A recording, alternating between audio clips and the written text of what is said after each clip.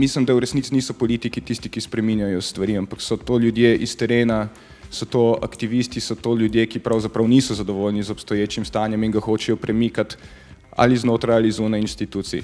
Predvsem podajanje teoretične vsebine skozi kontinuirano delovanje na terenu, med ljudmi, se pravi, da si ti konstantno na hodniku, da delaš konstantno obhode po učilnicah in to cel čas spajaš z konkretnimi političnimi cilji, ki se lahko manifestirajo tudi znotraj institucij.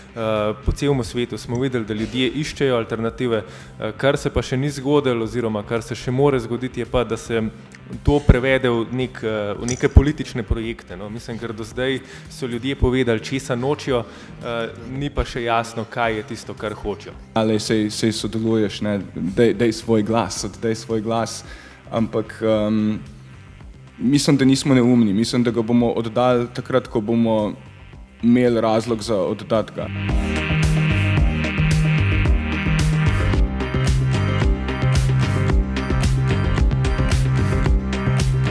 Treba se je zavedati, da pač ta kategorija nekih mladih pa starih je konec koncev ideološka pozicija, v katero smo porinjeni. Ne?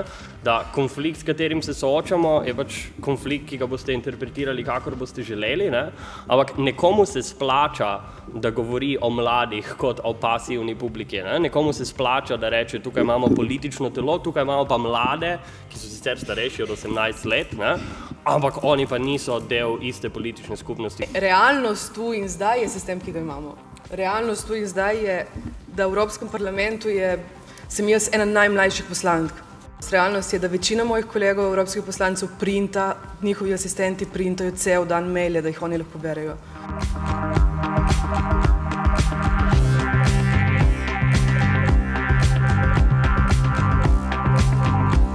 Se pravi, v interesu onih, ki so izvoljeni, je to, da je neveljavnih glasovnic čim več, ker štejejo samo veljavne. Se pravi, najboljše bi bil, če bi samo en človek šel na volitve, ne? Oziroma, če samo en človek oddal volilno glasovnico, ker potem bi bil oni, ki ga je ta človek izvolil, lahko prepričan, da uživa polno podporo vseh, ki so veljavno glasovali. Ampak moje vprašanje ni iti ali ne iti na volitve. Moje vprašanje je misliti politično ali ne misliti politično.